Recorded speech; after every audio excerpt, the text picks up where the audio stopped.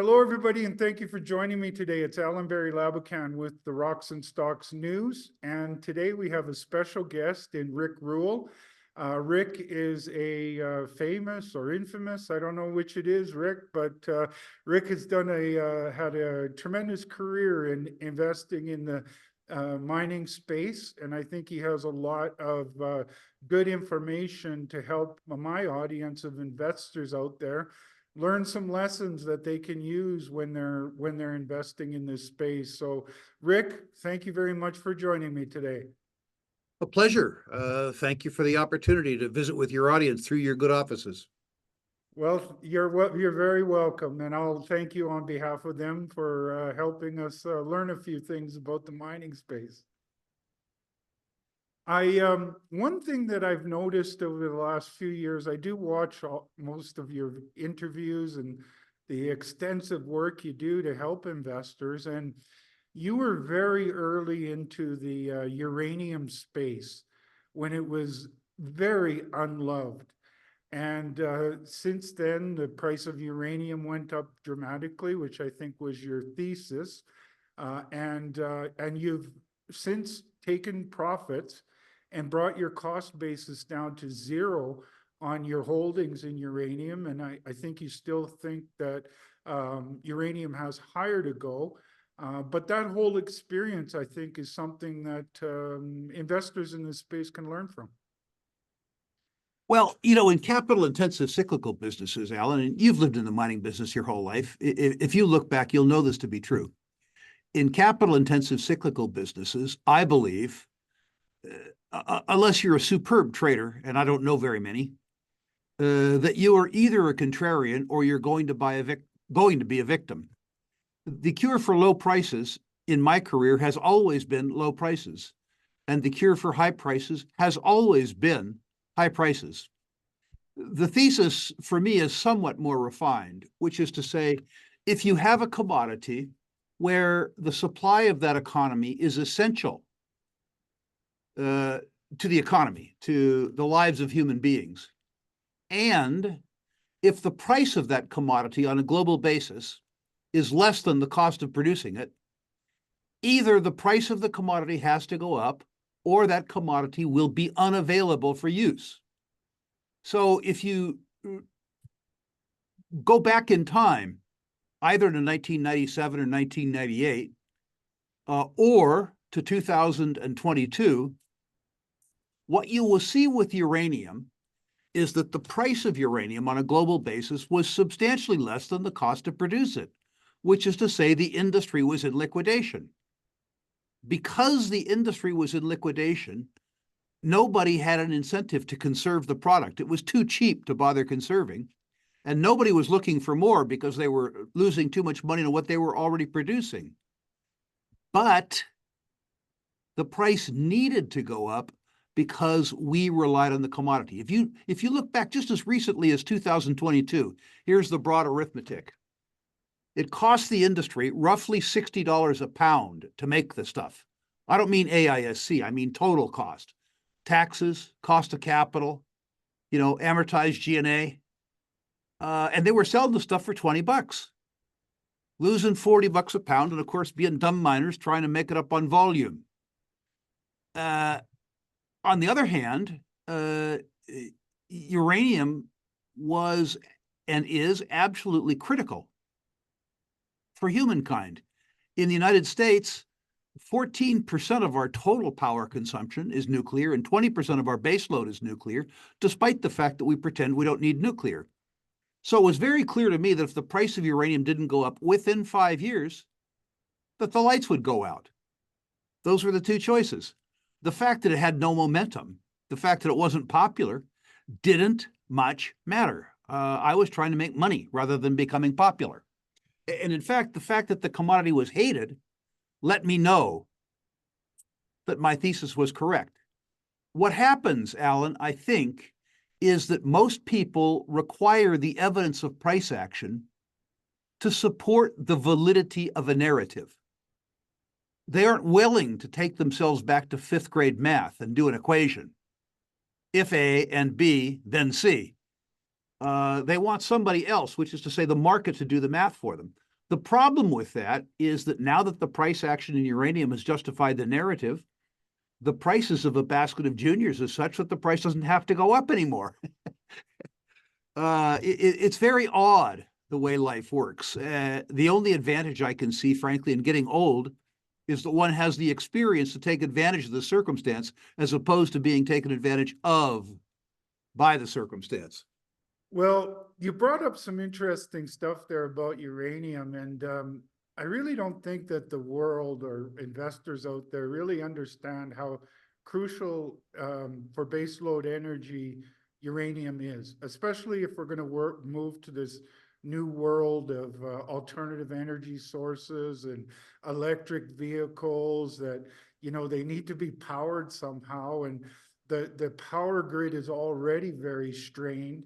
And you need something like base load power. I mean, you'll even look at California that has sometimes some rolling blackouts. Could you imagine, Rick, if everybody was driving an electric vehicle in California and they came home and all of a sudden powered up their electric vehicle? There would be huge problems.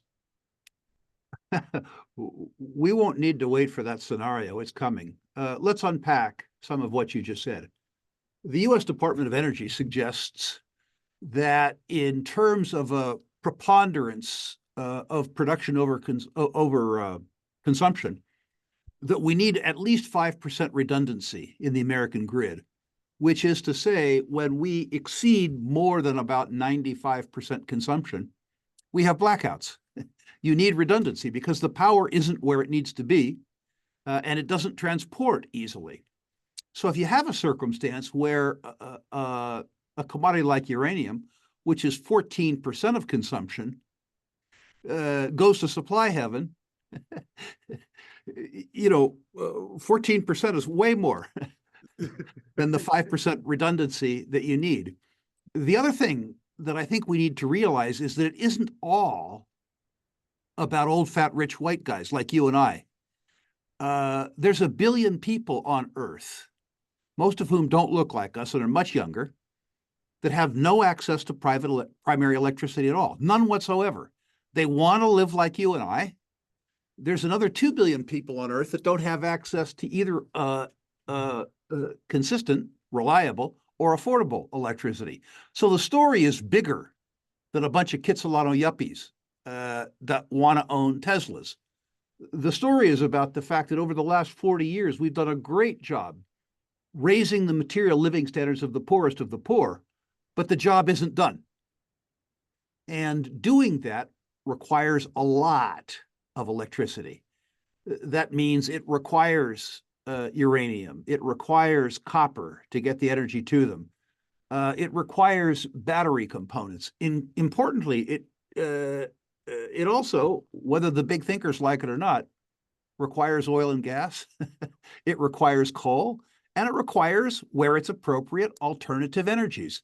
The increase in living standards of the poorest of the poor will result in larger increases in electrical consumption and also larger increases in all of the components of the value chain around electrical consumption than electric vehicles do. We're excited about electric vehicles because we see them. We exist in rich markets. We exist in places like Vancouver. But the market is global, the market is poor, and the market is huge.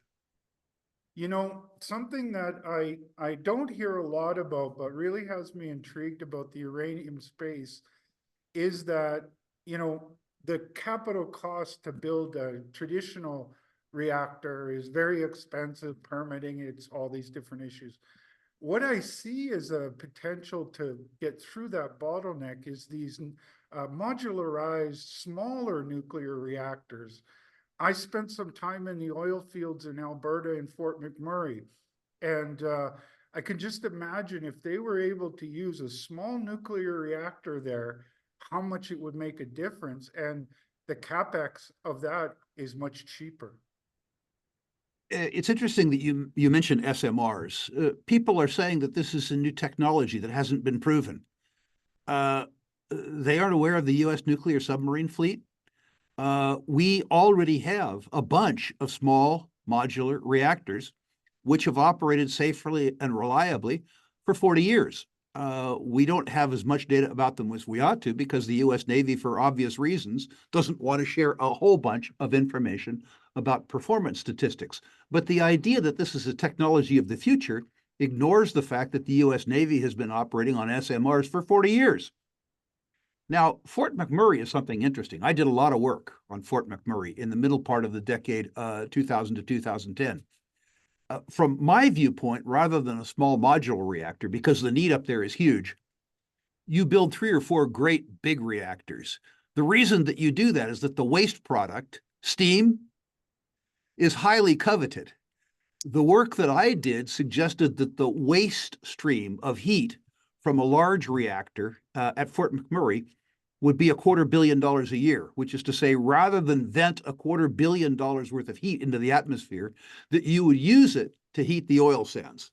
Now, the truth is that's a real long shot, given that these reactors in an efficient country like China are about $8 billion a crack. The permitting regime in Canada and the fact that Canada hasn't built a new reactor for many years means that these reactors are probably 15 billion a crack in Canada before you start with the challenges that would be put up by your prime minister. But if we were simply looking not at so prime. if we were just looking at a circumstance where you built from an engineering point of view a safe, efficient reactor, the most economic reactor construction site on the planet, I think, would be Fort McMurray, as a consequence of utilizing the waste stream of heat to generate heavy oil. I can't think of a better circumstance than that. It probably won't happen in my lifetime. I'm 71. But if we want to fantasize, that's the #1 fantasy in the industry. But what you talk about in terms of the capital costs is also interesting, Barry. And I'm sorry to drone on about this. No. But a lot of your audience won't be aware of this. One of the changing dynamics of the nuclear power industry involves precisely these high capital costs. We're building nuclear power plants like mad around the world, not the little SMRs, but the great big ones. Yep. You aren't building them in Canada. We aren't building them in the United States. We assume that we're too saintly and too rich to need them. But in other parts of the world that are sane, that need power, they're building them like mad. And these things are expensive. Even efficient plants, Chinese plants, cost $8 billion a crack to build. And what's important for this, for Canadian and American investors to understand, is that the lenders who are putting up about 60 or 65% of the construction cost, so $5.5 billion a copy, are beginning to insist that the owners of the plant lock in sufficient supplies of uranium to amortize the loan over the term of the loan. Good luck with that. Well, what that means is that Canadian producers, even guys who aren't producers yet, even next-gen, people who could conceivably become producers, can forward sell enough of their product in the term market to a credit grade, an investment credit issuer, and use that purchase agreement to help finance the construction of the plant. This is brand new. This means that for the first time in my lifetime, a commodity producer will know with some certainty for 5 years, 10 years, 15 years, or 20 years, if he or she chooses, how much material they can sell, what the minimum price they'll get for it is, what the price band is, depending on inflation and the various variables, and they'll have that information from an Ontario Hydro, or a Southern Company, or a Tokyo Electric Power, or a China General Nuclear. This is price certainty of a type that we've never seen in resources. This will make the lenders more willing to lend and lower the cost of debt to mine builders. This will also mean that lazy security analysts like Rick Rule will be able to use the information from these term contracts and understand something about at least the selling price of the product that the company will enjoy, and hence make a much more informed guess about margins and free cash flow, and hopefully lower the equity cost associated with this. This is a really, truly a game changer for the real uranium companies. I'm not talking about the lame, the halt, and the blind. you know, guys that were in the pot business, then they were in the crypto business. They failed at gold, they failed at lithium, and now they're going into uranium. I'm not talking about those losers. I'm talking about the fissions and the next gens, the Boss Energies, the Paladins, the Lotuses, the people who have real projects that are having difficulty putting them in production because they can't get financing. What happens is that indirectly, it isn't Fission's balance sheet so much as the balance sheet of Ontario Power or the Southern Company or Tokyo Electric Power. And this, Allan, this is a true game changer that not one person in 1,000 is talking about. So is this part of the reason why, Rick, you were in early when they were unloved? You've taken profits and brought your cost basis down, but you still see a good future ahead for uranium, and so I do. you I want to be do. owning still. I do. Yeah, absolutely. Now you have to be willing to do the work, and you have to work hard because the term market is opaque, unlike the spot market. And most investors are looking for pricing information in the spot market, but most production is being sold in the term market. The companies aren't required to disclose what's in the terms, which means that you have to do some sleuthing work. At Cameco, as an example, you have to look at last quarter, pounds sold, costs realized to get their price per pound. They won't tell you what their price per pound is. Then you have to look at the variance between that and spot to get some sense of what the term markets are being written at.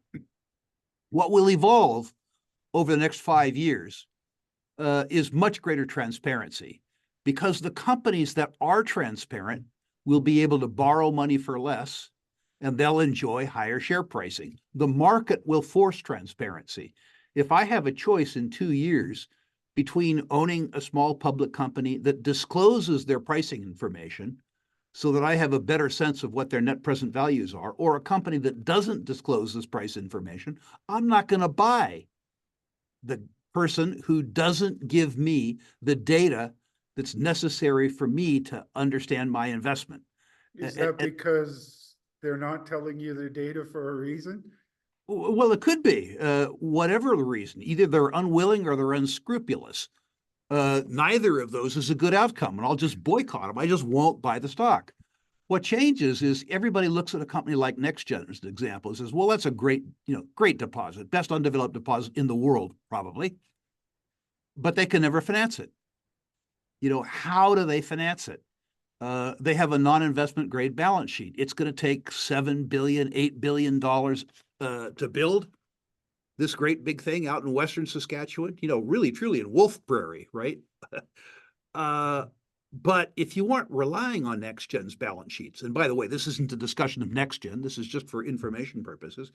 If you aren't borrowing on their balance sheet, but rather you're borrowing indirectly against the balance sheet of China General Nuclear and Tokyo Electric Power, then the road to financing becomes much more clear. Then NextGen doesn't need to be taken over. It might be that it's best for all concerns if NextGen is taken over by an outfit, say Cameco or Teck or BHP or Rio Tinto, that is investment grade and can borrow on the balance sheet and has lots of experience in mine construction. But what it means is there's the dynamic tension. NextGen can say to the acquirer, we don't need to sell to you.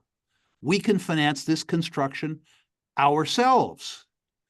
That's a game changer. And it's a game changer, That would Allan. be massive free cash flow for a little company like NextGen. And you don't see this price certainty in any other commodity. In every other commodity, you're a prisoner to the spot market. Right. It's very difficult to finance income streams that can't be forecast. But if the forecast is locked in by contract with an investment grade counterparty, that's a very different circumstance. Right, right. Well, you mentioned something there that brings up another thought to me. You said that you didn't know if it would happen in your lifetime. And another thing you mentioned is that the markets are forcing things to happen.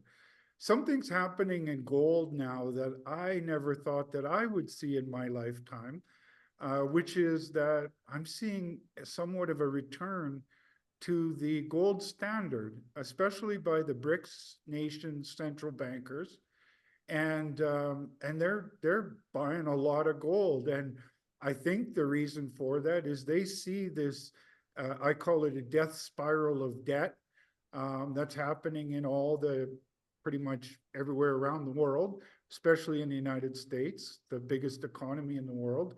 And I think the market is sort of forcing people to return some of that discipline to the central bankers and the politicians of the world, because they've had free money for so long, and a printing press that is on an infinite loop.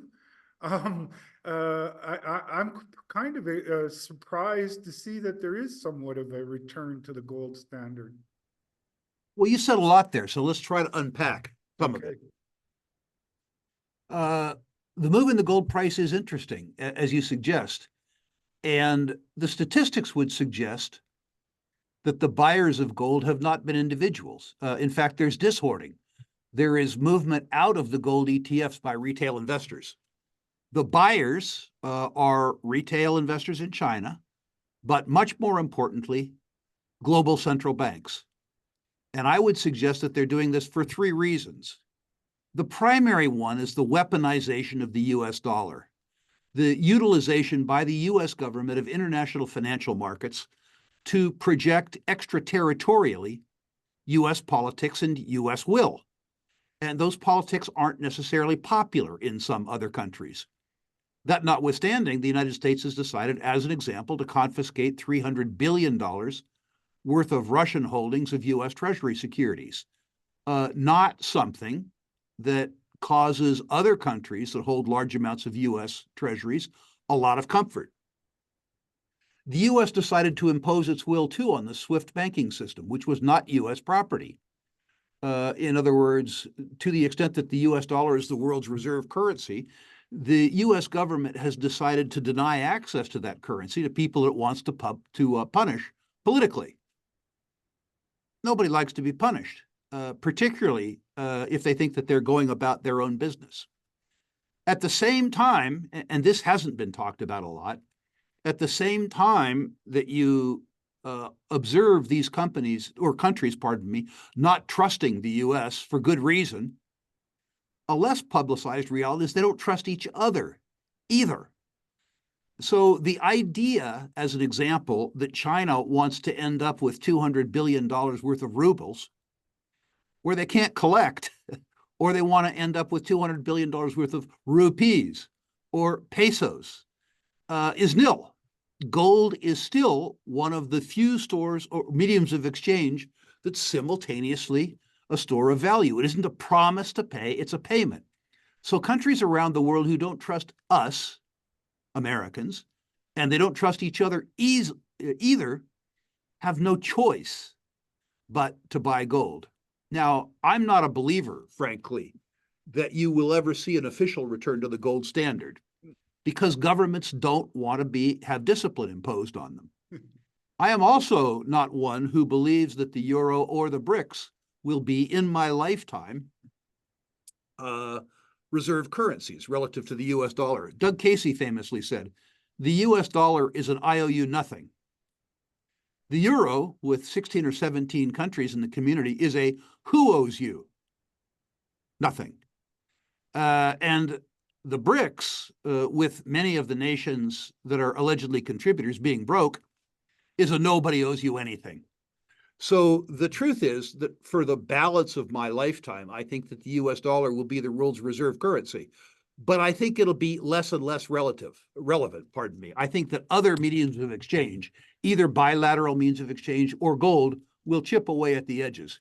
And here's the rub, Barry. Gold doesn't need to win the war against the US dollar. It only needs to lose it less badly. You mentioned that the US is the largest market in the world, 23% market share for savings and investment assets in the world, which is to say 23% of the total value of savings and investment assets in the world is controlled in one country, the US. And the market share of precious metals in that market is 0.5%, which is to say 0.5% of the total value of all savings and investment assets in the world, or pardon me, in the US, are combined of precious metals. The 4-decade mean market share was 2%. So in the US market, if the market share of gold and precious metals were to revert to mean, which I believe is going to happen, demand for gold and precious metals related investments quadruples. Gold doesn't need to win the war against US treasuries. All it needs to do is revert to mean. JP Morgan Chase, the author of the statistics that I cited, estimates, they didn't have data for it, they estimated that the market share of precious metals and precious metals related assets in 1981, which was the nadir of gold's market share, was above 6%. I'm not suggesting that we're going to take out the previous all-time nominal highs.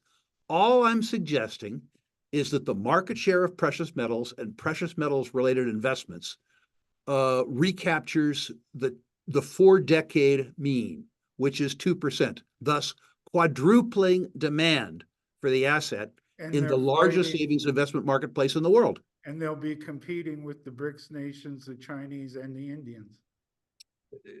Imagine, just for fun, Barry, and I don't want to make your audience too ebullient, but imagine a circumstance where retail buying returned to the gold space.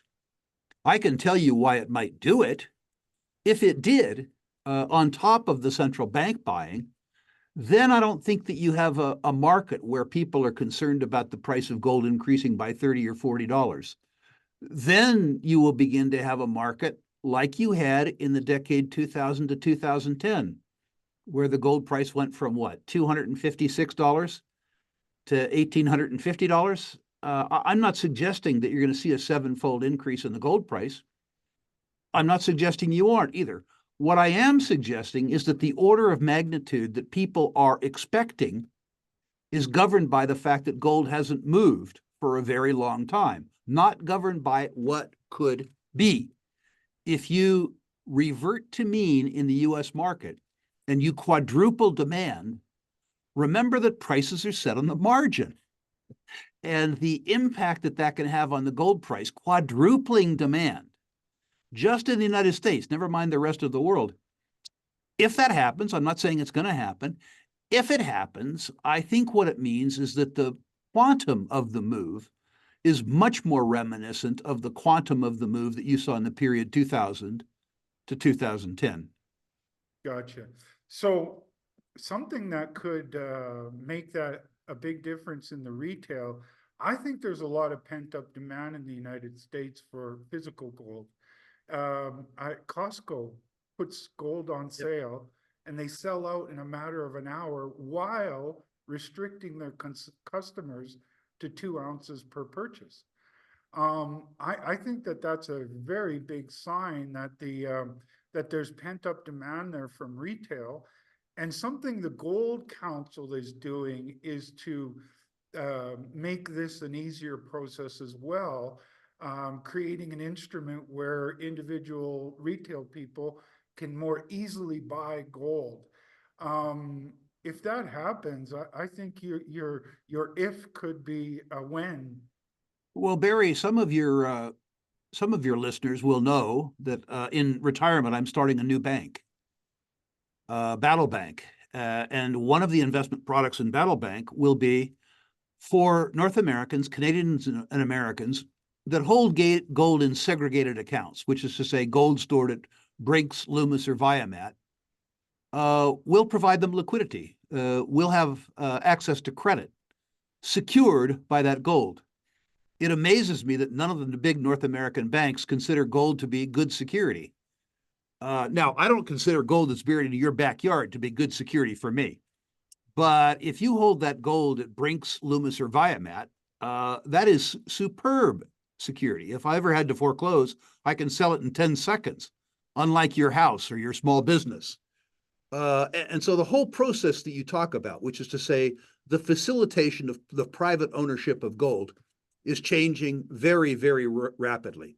The World Gold Council, my former partner Eric Sprott and others have invested millions of dollars in secured gold tokens, utilizing blockchain technology for gold held at places like the Royal Canadian Mint to democratize ownership of gold and also to lower the exchange costs so that gold can, for certain people, return to being used as money. The idea that you have a credit card or a debit card that allows you to spend gold, that you don't have to have that physical gold, but you have evidence of a receipt for gold held at the Royal Canadian Mint so that you can go to Starbucks and buy a cup of coffee. You can borrow against that gold, hopefully from me. You can lend money secured by gold. The technology is putting into place the circumstance that brings gold into the 21st century and returns gold to its rightful status as simultaneously being a medium of exchange and a store of value. You know, when you're saying that, it reminds me of something that's in your Constitution. And being a Canadian, I actually read your Constitution. And one of them is that gold and silver are money. And it seems to be ignored. Well, I think that's right. It's very inconvenient. The whole Constitution is inconvenient, of course, for our politicians. They believe in the right to freedom of speech, unless, of course, they disagree with it, where they try to stifle it. They act like the Second Amendment is about hunting. It's about protecting us from them. And as you suggest, the right to a multiplicity of currencies, including gold and silver, was guaranteed by our Constitution and has been roundly ignored since. But the truth is that the increase in technology gives us the ability to ignore those morons. There will be a circumstance within 5 years, Barry, where you can use a piece of plastic or your phone, or in fact, a conventional credit card, and you can buy or sell goods and services in gold and silver. It is true that you will disintermediate, if you will, through the US dollar, which is to say, if you buy in gold, it'll be gold denominated in dollars. If you sell in gold, it'll be gold denominated in US dollars. But the transaction costs will come down so low that inconvenience will be a minor trifling if you consider the advantages of saving in gold rather than saving in a fiat instrument. So I do want to talk about your banking endeavor, but before that, I wanted to talk to you about what I think are pretty unloved gold stocks these days. Great. I follow from the Newmonts and the Barracks, Agnico Eagles, all the way down to the Explorers. And until about 6 weeks ago, I started to see the biggest start to show a bottom and come off of that bottom quite significantly. But they were all trading near at their 52-week lows in that bottom, and plenty of the biggest ones have not even exceeded their 52-week highs. And so what is your feeling on gold stocks these days? Well, there are 3 problems that the gold stock industry faces, each of which are addressable. So let's go through them. The first is with the senior gold stocks, their historic performance, which has been lousy. Let's face it, Barry, investors remember with some fondness the decade of the 70s, where the gold price went from $35 to $850, and some select mining stocks went up 1,000-fold. What worked in the decade of the 70s was leverage to the gold price, and so investors for 70 years have looked for mining stocks as leveraged proxy to the gold price. Now, ironically, the best leverage to the gold price occurs with optionality, which is to say the most marginal producer. A marginal producer with high costs enjoys greater margin escalation with higher gold prices than an efficient company. So the investors have asked the gold companies to become leveraged or marginal. And the industry has delivered in spades. It's turned itself into a disgustingly marginal business. In the decade 2000 to 2010, where the gold price went up more than 7-fold, free cash flow per share on the XAU fell. It took skill to deliver diminished free cash flow when the selling price of the commodity that you sold increased sevenfold. So the expectation by the investment community and the mining community is failure.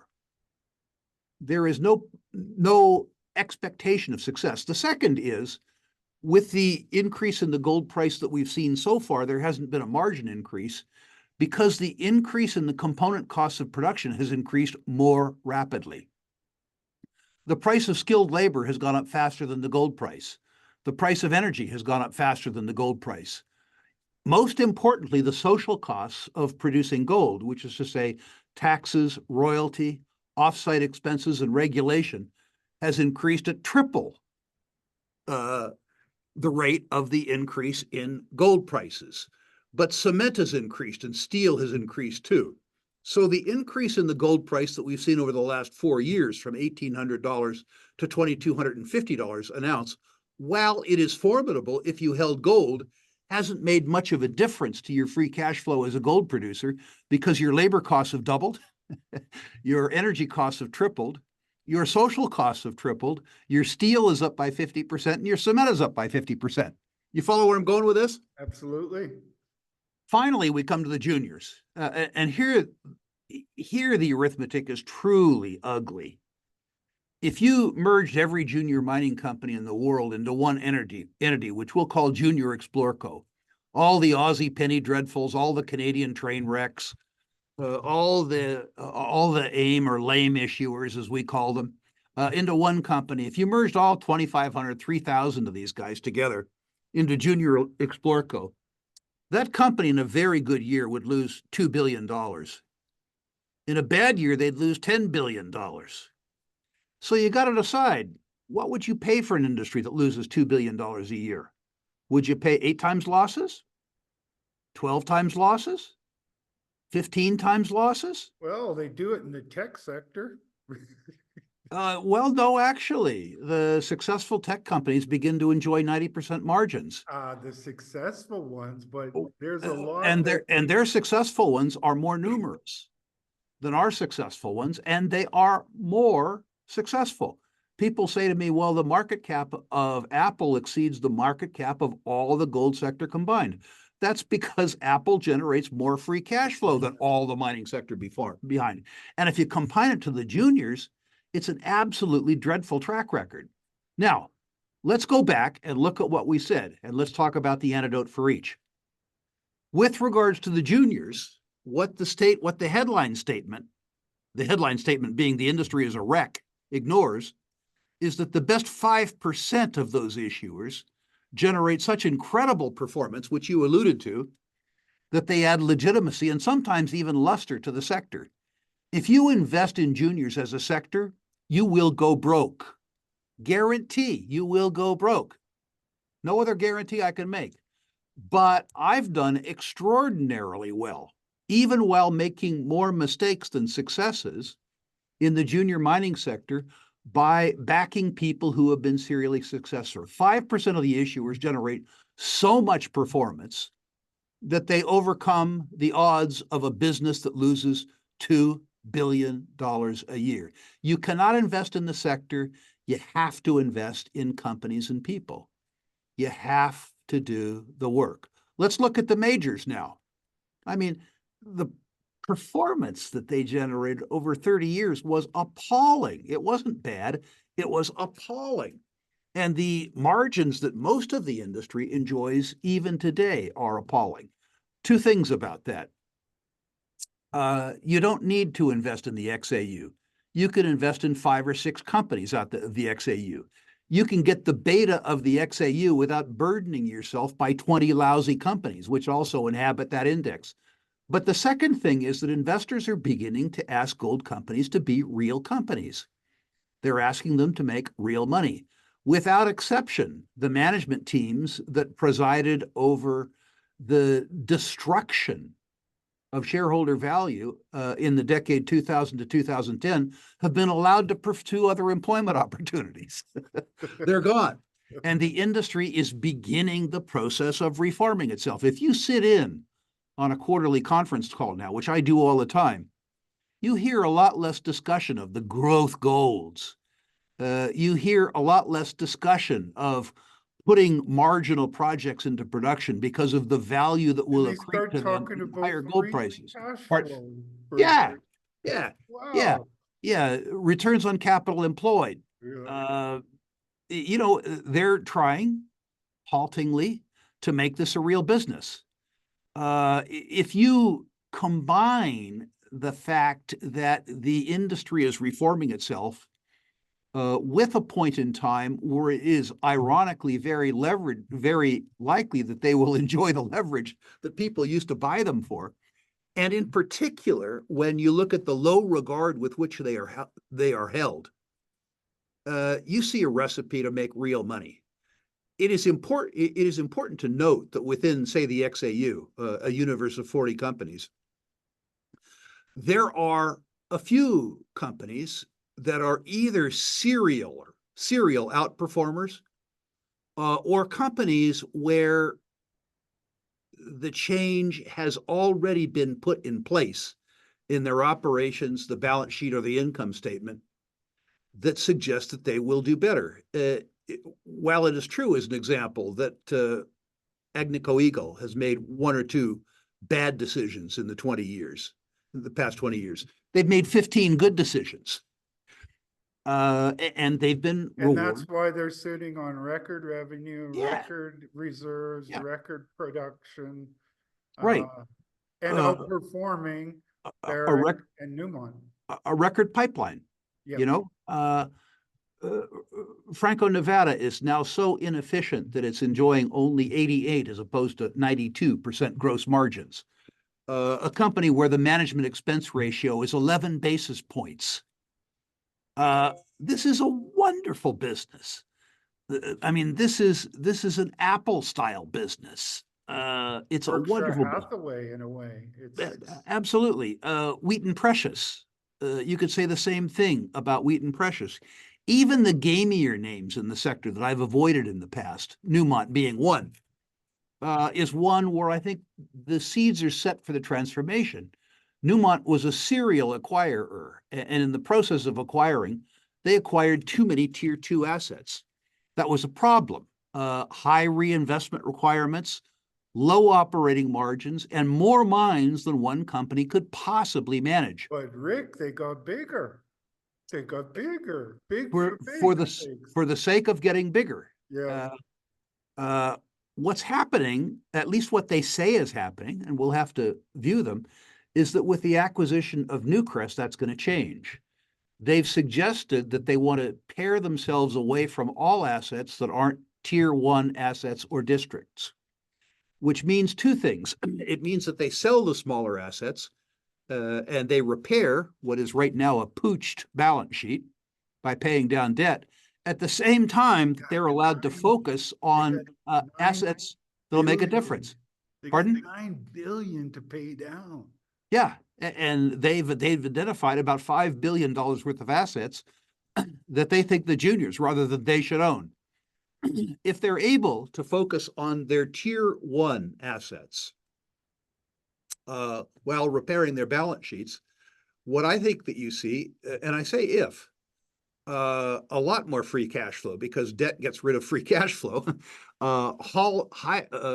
Lower all-in sustaining costs, and the ability to finally get to a positive recycle ratio. Recycle ratio being the amount of ounces that can be discovered with the margin on 1 ounce that is produced. If you're able to do that, and I'm not saying they'll be able to, but if they're able to do that with the largest gold mining company in the world, then you will have seen real reformation in the sector. You brought up some stuff there that I think is really important for investors. And if I could bring it into a nutshell, you talked about selectivity, Yep. It's all about that. being very good. But some of it is, it's interesting what you talked about. For one, you talked about marginal producers. And then you have low cost producers, which I think should carry a bigger premium because they're generating a lot of free cash flow. Yep. And then you've got selectivity in the junior space as well. I've never been a cover the industry by shotgun approach. I try to approach it with a rifle if I can. And for example, we talked about Newmont Barrick and Agnico Eagle. If I was going to pick any one of those three, I would rather own Agnico Eagle than I would a basket, or even trying to pick a basket of my own majors. If you go down the food chain and you look at profitability, free cash flow, something like an Alamos, which is a very low cost producer these days and generating good free cash flow. Even Silvercrest, we had a brief chat about Silvercrest at the PDAC. You know, they went into their first quarter of full commercial production owing $100 billion. Million. It came out of their third, or 100 million. It came out of that their third quarter of full commercial production, and now they have exceeded the debt, paid it all off, bought back stock, and because of this low cost and high margin. And then when you look at juniors, I've always, because I work so closely with a lot of geologists in my day, I try to focus on the people like you said, but can we talk a little bit about the selectivity and how to be shooting with a rifle instead of a shotgun? Yeah, absolutely. The first thing that gold investors need to invest in is themselves, their education. Going back to movie parlance, you need to understand how to segregate between the good, the bad, and the ugly. It might be that you believe that we have an upcoming gold bull market, and if that's the case, that you want to invest in the market beta. In that case, okay, buy an XAU, buy the XAU. If you do that, you won't do as well, though. If you decouple the XAU from the constituent parts and try to buy the 5 or 6 that you think are best, provided that you've invested in yourself and you have the ability to figure out the ones that are best, what you will do is get almost all of the beta that you get in the XAU, but you'll do it with a lot less risk. Importantly, too, you'll eliminate the time value of money concern, because a portfolio of the 5 or 6 that are the best of the best will give you a decent dividend yield. And if it doesn't happen next year or the year after, your performance won't be hampered as much by time value of money, because you will have got some of your money back by way of dividends. That becomes much more important in the juniors. The technology, if you will, that most people utilize to speculate in the juniors is, quote, got a hunch, bet a bunch. What is hot? What has momentum? It's like you're searching for things that are perpetually overpriced. Why would you do that? If you're going to buy physical goods like a coat or a car, you look for the best possible deal. If you're looking for juniors, you look for the most overpriced story on the rack. I mean, this is truly insane. What's beautiful about the junior market right now is that there's almost no segregation in the market between high quality projects and high quality people and the flotsam and the jetsam. That will cure itself, because over the last year, the flotsam and jetsam hasn't been able to be financed at any price. And the best ones have been able to finance. I think you're going to see real segregation coming up in 2024, 2025 in the junior market. And God bless. But right now, for investors who take the time to understand what a discovery looks like, who quality management teams are, you can buy these companies with no expectation of success, no premium built into the market. This has happened only 3 times before in my career. And while past isn't necessarily the future, it seems to me to be the best way to guess. The idea that I can buy a profound discovery like Snowline, as an example, at a reasonable discount to what I see as the net present value at today's gold price, never mind the price that I think is going to occur in the future, suggests to me that most people don't give a damn about the gold industry. Just like in 2022, people didn't give a damn about the uranium industry. Gotcha. Couldn't be a better circumstance for an old guy like me who wants one more kick at the can in his lifetime. I'm seeing a lot of similarities to the late nineties and early 2000, before the 2001 to 2011 bull market. Now, this doesn't make me say go out and buy any gold stock. I think you have to be selective. Correct. Why buy an underperformer like Newmont when you can buy an overperformer like Agnico Eagle? Why buy a high cost producer when you can buy low cost producers for very reasonable prices? And then when it comes to the juniors, which is where I spend probably 60% of my time, maybe 70% of my time. And the reason that I do that is something that you touched on, which is education. I started in the business in the 1990s, and I was fortunate to work with a very talented group of geologists that included, you worked with Steve Todorak. Sure. You invest in Paddy Nickel at his royalty company. Bob Singh found the big Great Bear discovery. And we all worked together in the 1990s when it was very difficult. And then we sort of spread out to do our own things. But during that time, I got a lot of education about things to look for in the drilling, especially. I still remember fondly the first time I heard somebody call a drill rig a truth machine. And the same person who made that statement, Bob Darney, who's sadly no longer with us, who founded that geological consulting company, he always told me to keep a close eye on the distribution of gold in the drill hole and how it relates to where else they're drilling, to paint a picture. And in fact, nowadays you have this really sophisticated technology to model these deposits. You know what we did back in the 1990s? We had a piece of board that had slats in it. And then we put plastic in each one of them.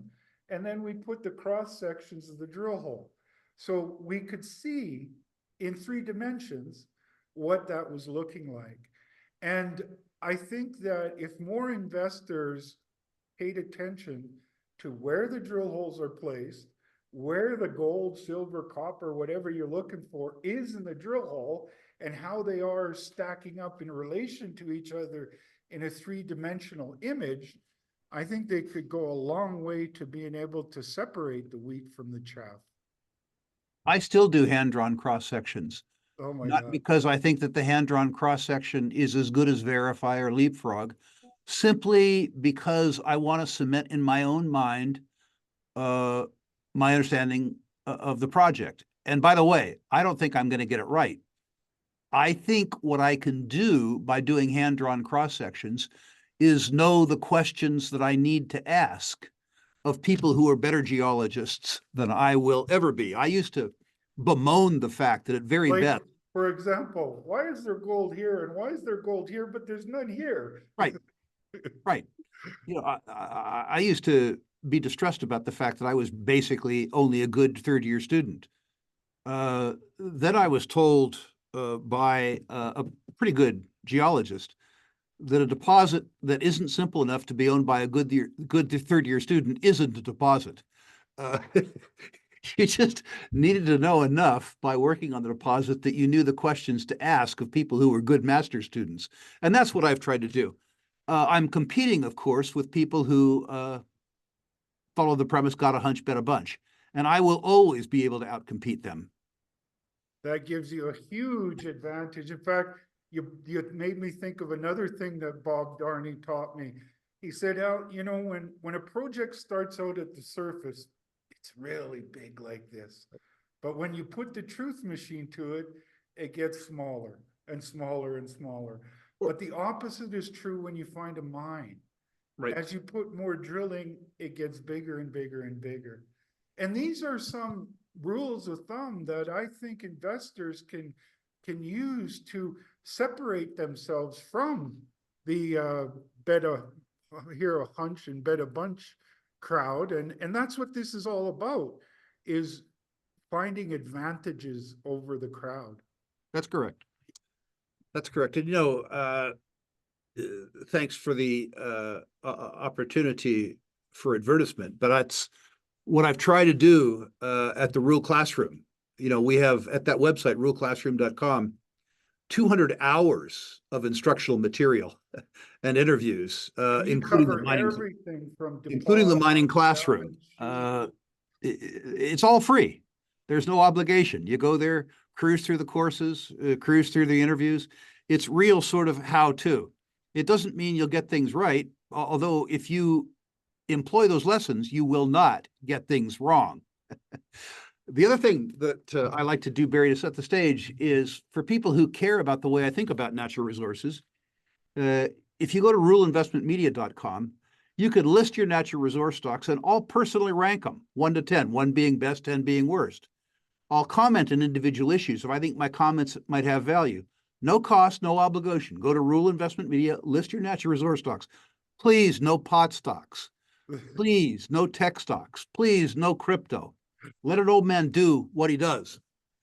And then finally, of course, for people who want to apply that knowledge, once every 90 days, we do a boot camp. We take a deep dive, 8.5 hour dive online into one aspect of natural resource investing. We did uranium, we did silver, we did royalty and streaming, we did development stage companies and the capital stack.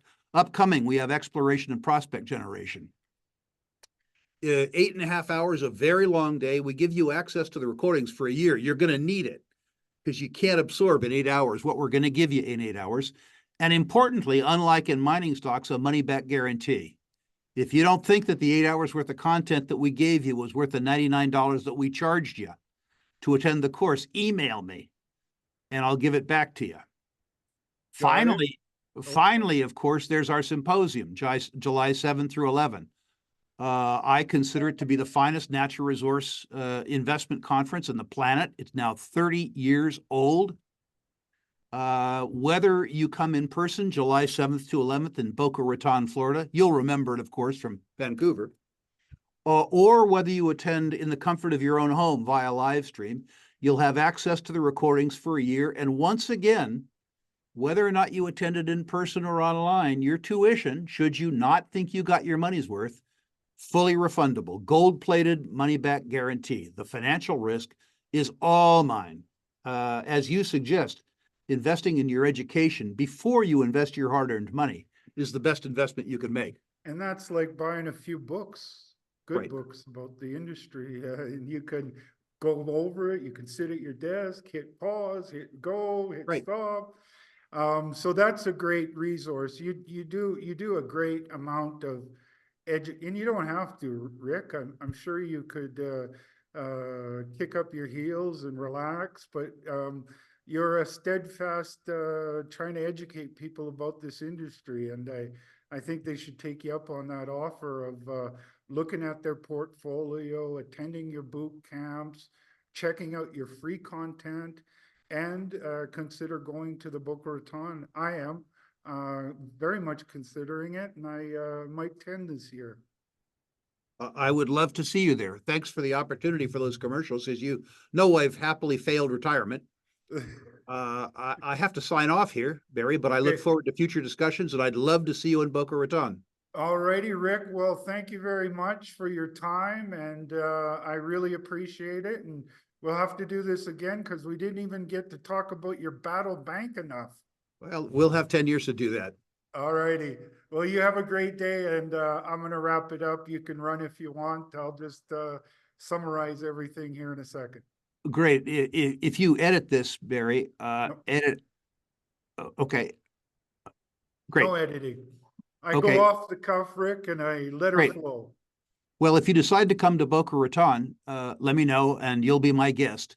Oh, If I'll give you a regular guest pass if you don't want to work, I'll give you a press pass and a place to work if you want to record down there, talk to our exhibitors and our speakers. So you let me know via email and copy Callie. I'll be coming. I'll be Great. there. Great. All Thanks, right. Rick. Have Look a forward great to day. it. All right. Bye-bye.